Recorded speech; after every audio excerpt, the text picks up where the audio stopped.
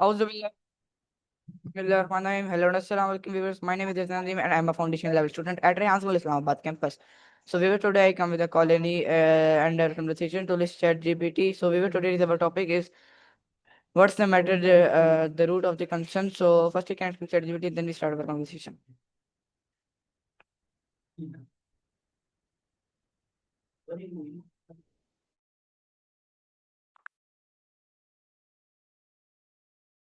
Hello ChatGPT, can you hear me?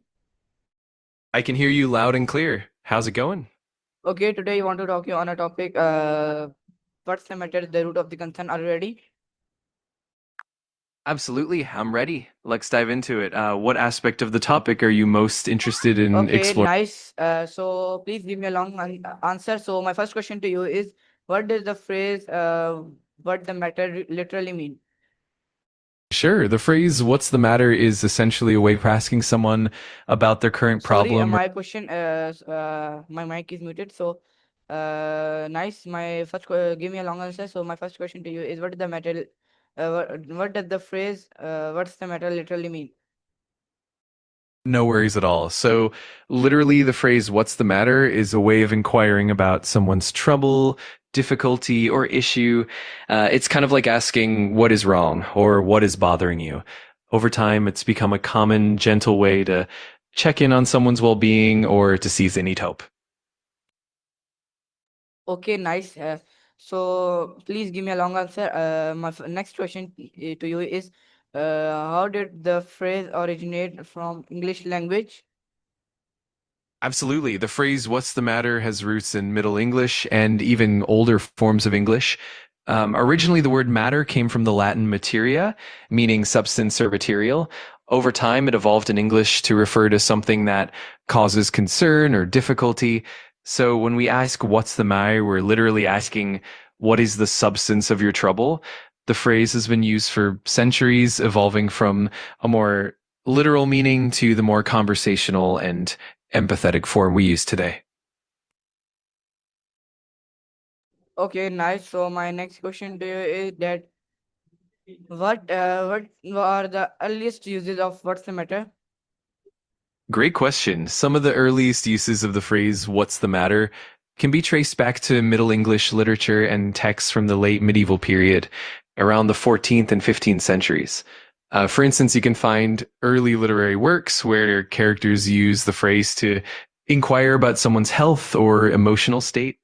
Over time, it became a common everyday phrase found in both spoken and written English, and it continued to evolve through the centuries. Okay, nice. So my next question to you is that how has the meaning of matter evolved over time? That's a fascinating aspect. Initially, the word matter was more about substance or physical material. And absolutely. So originally, the word matter was closely tied to the concept of physical substance or material, referring to anything that had a tangible form. As the English language evolved, matter also began to take on more abstract meanings. It started to refer to issues, concerns, or problems rather than just physical substances.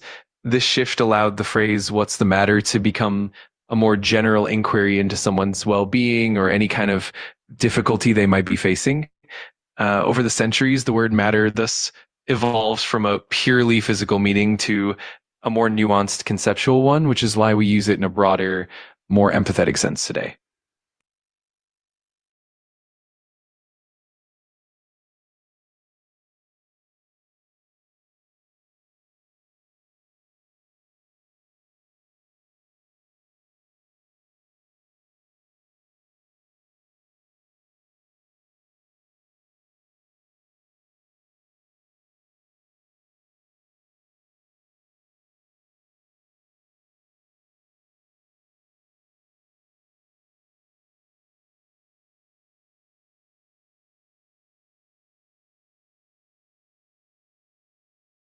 If you have any more questions or want to dive deeper into any part of it, just let me know. I'm happy to keep exploring the topic with you. Awesome. Whenever you're ready, just let me know what you'd like to chat about next, and I'm here to help.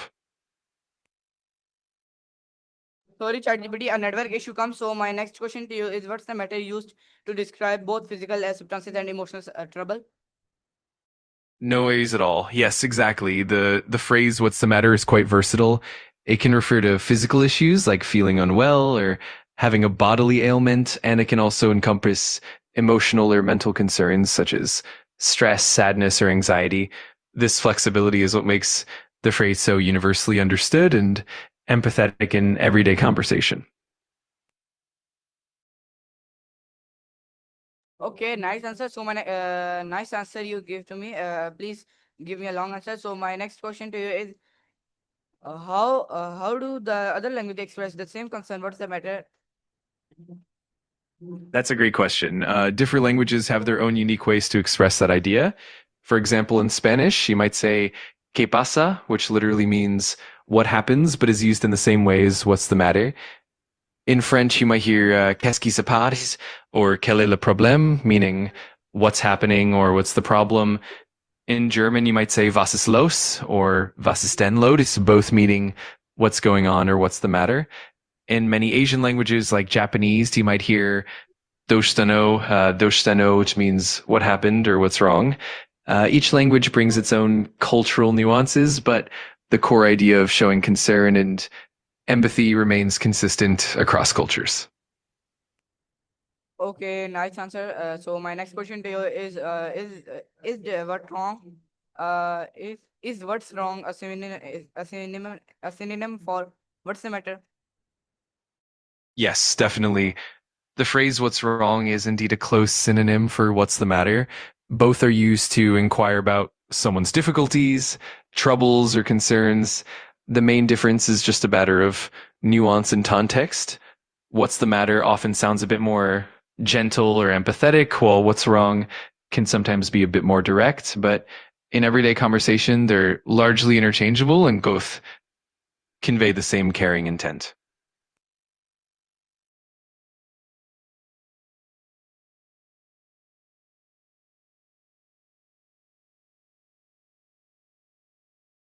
My next question to you is, how do other language express the same sorry.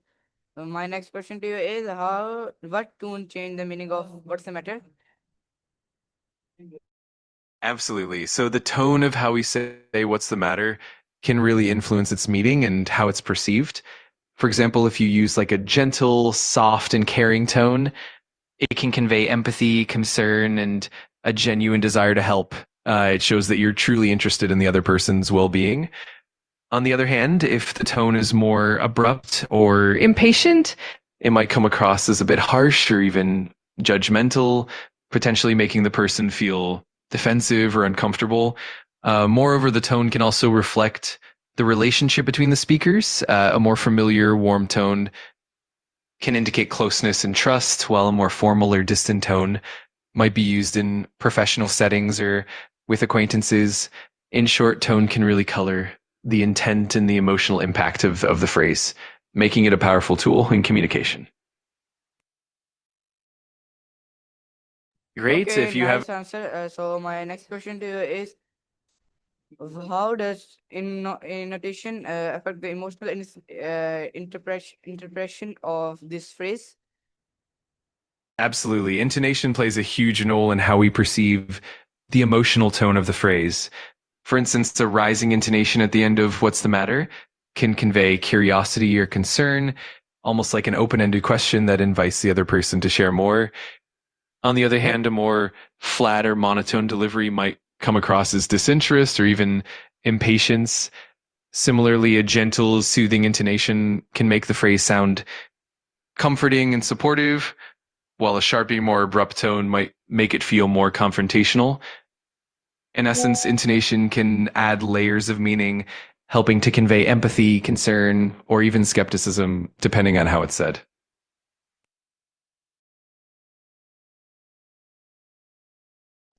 Okay, good, nice answer. So my hello ChatGPT, can you hear me? I can hear you perfectly. Glad you found the answer helpful. If there's anything else you'd like to explore or any other questions on your mind, just let me know. Okay, so my next question to you is that, what did matter begin to use? in a figurative sense, like examples, problem or in issues? Great question. The figurative use of the word matter really began to develop during the Middle English period around the 14th and 15th centuries. Initially, matter was primarily used to describe physical substance or material. Over time, though, people began to use it more abstractly to refer to topics, issues, or concerns. This shift happened as people started using matter in philosophical, literary, and everyday contexts to talk about things that were of importance or concern. For example, in medieval literature and early modern texts, you'll find matter being used to mean something like a problem, a topic of discussion, or a source of concern. This figurative usage became more common as language evolved, and it's now a fundamental part of how we understand and use the word today. Okay, nice answer. So my next question to you is, why do humans instantly ask what's the matter when sensing distress? That's a really interesting point. Often, when someone senses stress or distress, especially in those they care about, asking what's the matter becomes a natural instinctive response.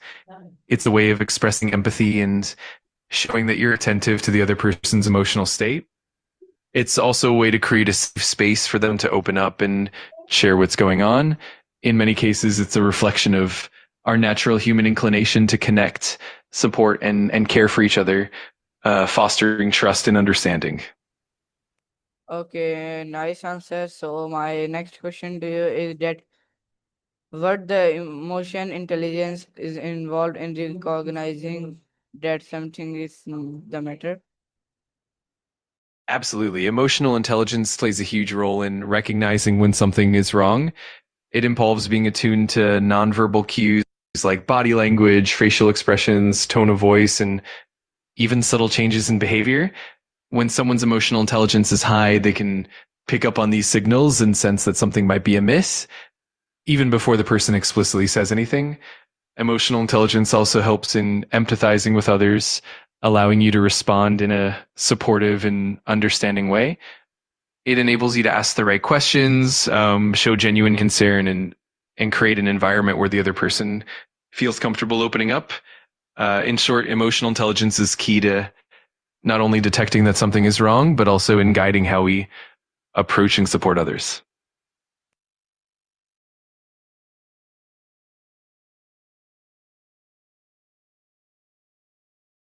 Okay, nice answer. So my next question to you is that how does the phrase reflect empathy? Absolutely. The phrase, what's the matter, inherently reflects empathy because it's a direct invitation for someone to share their feelings or concerns. When we ask it, we're signaling that we care about the other person's emotional state and that we're willing to listen without judgment. Empathy is all about understanding and validating another person's experience. And by asking this question, we open the door for them to express themselves. It shows that we're not just focused on the surface level, but that we're genuinely invested in their well-being, and ultimately it helps build trust and connection, which are at the core of empathetic communication.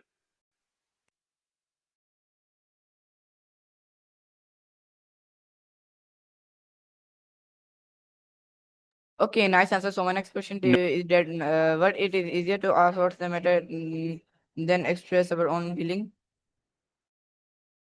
That's a really insightful question. Often asking what's the matter can indeed feel easier because it shifts the focus onto someone else, allowing us to be supportive and nurturing without immediately delving into our own vulnerabilities.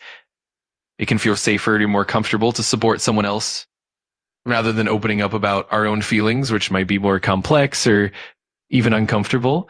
Additionally, when we ask someone about their feelings, it can sometimes help us build a deeper connection and trust, making it easier over time to open up ourselves. It's kind of a gradual process of building comfort and emotional safety.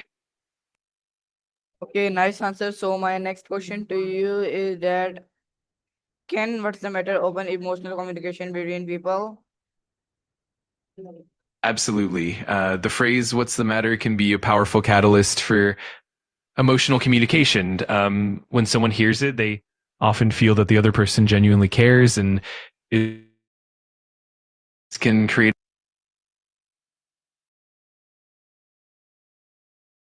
of course. So this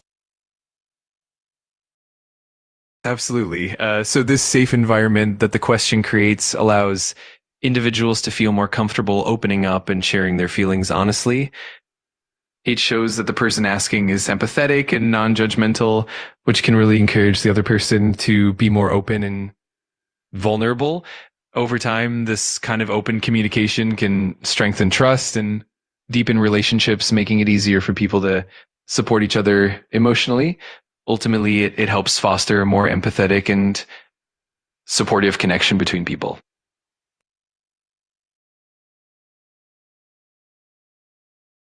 I'm glad you found it Okay, helpful. nice answer. Hello, ChatGPT, can you hear me? I can hear you perfectly. If you have any Okay, more questions, so my next question. Okay, nice. So my next question to you is, how do children interpret this question differently from other? that's a great point. Children often interpret the question, what's the matter, in a more literal and immediate way. For them, it might mean something physical, like a scraped knee or a tangible problem they can easily identify. They might not always pick up on emotional subtleties right away and could focus more on what they can see or feel. As they grow older, though, they begin to understand the more nuanced emotional aspects of the question. So it's really interesting to see how their interpretation evolves with age and experience. Okay, nice answer. So please, can you give me a long answer? Of course, when it comes to children, their interpretation of what's the matter can be quite concrete. Young kids often connect the question to immediate, visible issues like a bump, a toy being broken, or feeling tired. They might not immediately consider emotional or psychological factors, and their responses can be very straightforward. As children grow and develop, their cognitive and emotional understanding deepens. They begin to recognize that what's the matter can also refer to feelings like sadness, worry, or frustration. They learn to connect the emotional cues and the more subtle signs of distress.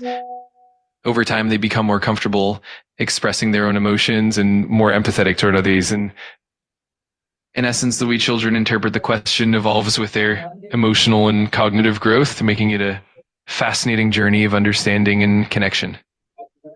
Okay, nice answer. So my next, hello, ChatGPT, can you hear me? I can hear you loud and clear. I'm glad you're finding the answers helpful. If you have any more questions or anything else you'd like to dive into, just let me know. Okay, nice. So my next question to you is, can how can the phrase provide comfort? Give me a long and explain answer. Absolutely. The phrase, what's the matter, can provide comfort in several ways. First, it shows genuine concern and empathy, letting the other person know that someone cares about their well being. This feeling of being heard and understood can be incredibly reassuring, especially during times of distress. Additionally, by inviting someone to share what's bothering them, the phrase helps them open up and articulate their feelings, which can be a form of emotional release. This process of sharing can reduce feelings, Can you reduce please give feelings. me your answer? Can continue with your answer. Of course. So by reducing feelings of isolation, the phrase helps the individual feel less alone in their struggles. It can also foster trust and strengthen the bond between the people involved. Moreover, when someone feels truly listened to, it can help them gain clarity on their emotions and even find solutions or comfort in the process. Ultimately, the simple act of asking what's the matter can be incredibly soothing and validating, helping to create a supportive and compassionate environment.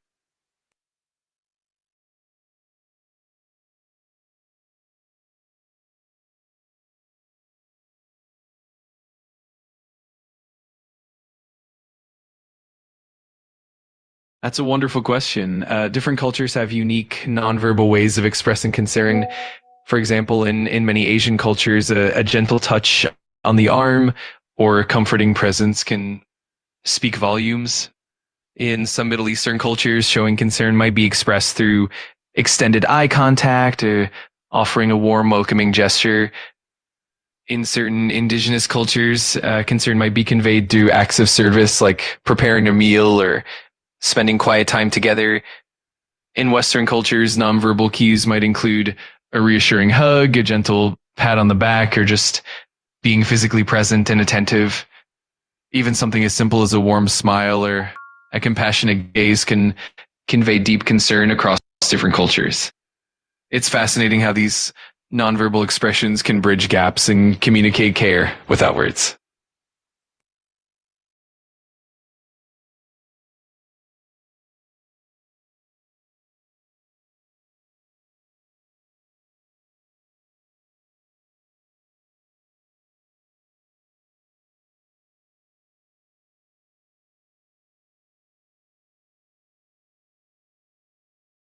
That's an interesting question. In many Western societies, like in the United States or Europe, asking what's the matter is generally considered polite and caring, especially when you're close to someone or you notice they seem upset. It's seen as a genuine gesture of empathy and concern.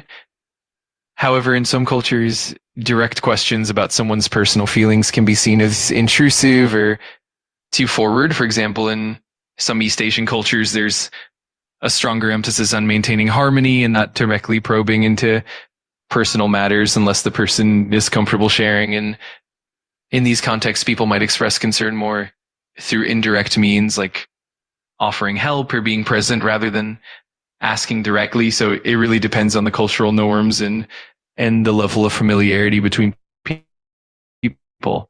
It's always important to be sensitive to the cultural context and the individual's comfort level.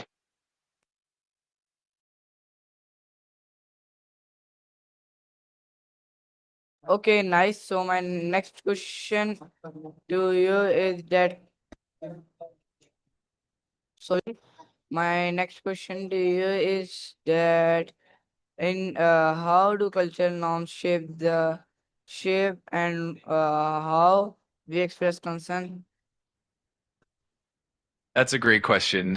Cultural norms play a huge role in how we express concern because they shape our communication styles, body language, and even the language we use. For instance, in cultures that value indirect communication, like in many East Asian countries, concern may be expressed through subtle gestures such as helping with tasks or offering comfort through presence rather than direct questions.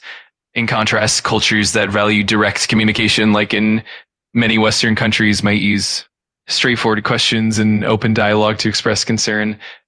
Also, some cultures rely heavily on nonverbal cues like physical touch, tone of voice, or even shared activities to show empathy and concern. And in other cultures, verbal reassurances and active listening are more emphasized. So ultimately, cultural norms shape not only the methods we use, but also the context and timing, making the expression of concern deeply nuanced and culturally rich. Okay, nice answer. So my okay, nice. So my next question, okay, sorry. So my next question to you is that No ways at all. why some people avoiding answering what's the matter truthfully? That's a great question. There are several reasons why someone might avoid answering honestly. Sometimes it could be due to a desire to protect their privacy or not wanting to burden others with their problems. Other times it could be because they might not fully understand their own emotions or aren't ready to confront them.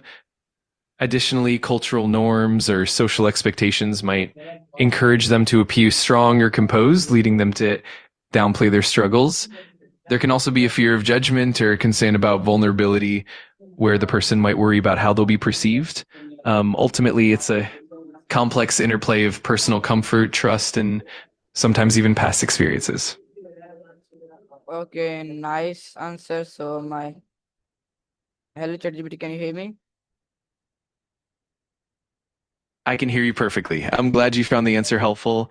If you have any more questions or if there's anything else on your mind, just let me know. Okay, nice answer. So my next question to you is that how do digital interaction, texting, social media change how we express concern? Absolutely. Digital interactions have definitely changed how we express concern. For one, texting and social media often rely on written words, emojis, and GIFs to convey empathy, which can sometimes lack the nuance of in person interactions. On the other hand, they can also allow for more frequent check ins and quick expressions of care, like sending a thoughtful message or supportive emoji.